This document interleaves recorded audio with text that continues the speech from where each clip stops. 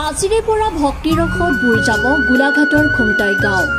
গোলাঘাটৰ খুমটাই গাঁৱৰ শ্ৰী শ্ৰী মিলনজ্যোতি নামঘৰ ৰাইজৰ সৌজন্যত আৰু স্থানীয় ৰাইজৰ সহযোগত সোমবাৰৰ পৰা 4 দিনীয়াকৈ অনুষ্ঠিত হৈছে ভাগৱত পাঠ। দ্বিতীয় বাৰ্ষিক ভাগৱত পাঠ স্থানীয় যুৱকসকলে অতি আটকধুনীয়াকৈ সজাই পৰাই তোলে নামঘৰৰ চৌহদ। এই ভাগৱত পাঠৰ কাৰ্যসূচীত সত্ৰাধিকাৰ নৱজিৎ মহন্তক ধৰি কেইবাজনো শিৱসাগৰৰ ভকতে অংশগ্ৰহণ কৰিব। এই অনুষ্ঠানত পুৱাই ধৰ্মধ্বজা উত্তোলন কৰে অৱসৰপ্ৰাপ্ত আৰক্ষী অধীক্ষক সৰ্বানন্দ গোহাঁই। তাৰ পাছতে অঞ্চলটিৰ লোকসকলে ভাগৱত ভ্ৰমণ, নাম প্ৰসংগ আৰু পাছতে আৰম্ভ হয় ভাগৱত পাঠ অনুষ্ঠান। গোলাঘাটৰ পৰা প্ৰাঞ্জল দাসৰ report, Assam north east news live.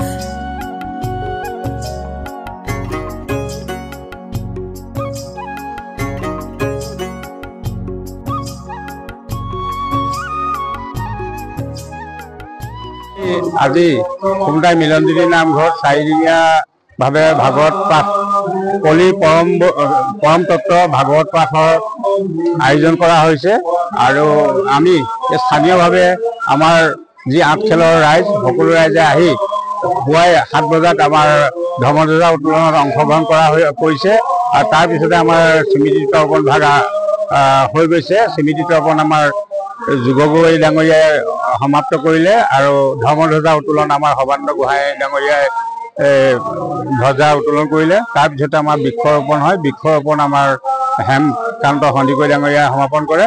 তাৰপিছতে আমাৰ ভাগৱত ভ্ৰমণ হয়। ভাগৱত ভ্ৰমণৰ পাছতে আমাৰ নাম আৰম্ভ হয়। নামষাৰ আমাৰ নয়নজ্যোতি মহন্ত ডাঙৰীয়াই সমাপন কৰে। তাৰপিছতে আমাৰ ভাগৱত পাঠ অনুষ্ঠিত হয়। ভাগৱত পাঠত আমাৰ 4জন নিমন্ত্ৰিত পাঠেকেই, এজন আমাৰ স্থানীয় বামুণ গাঁৱৰ তুষ বৰা ডাঙৰীয়া আৰু আন কেইজন আমাৰ সুদূৰ গৌৰীসাগৰৰ পৰা নিমন্ত্ৰিত কৰা হৈছে। ইতিমধ্যে ভাগৱত পাঠৰ শুভাৰম্ভণি আৰম্ভ হৈছে আৰু যিসকল ইচ্ছুক ব্যক্তি এই চেনেলৰ জৰিয়তে গম পালে তেখেতলোকে আহি চাকি বাতি জ্বলাই লগতে আমাৰ সুস্থ বৃদ্ধি কৰিব বুলি আমি আশা কৰিছোঁ।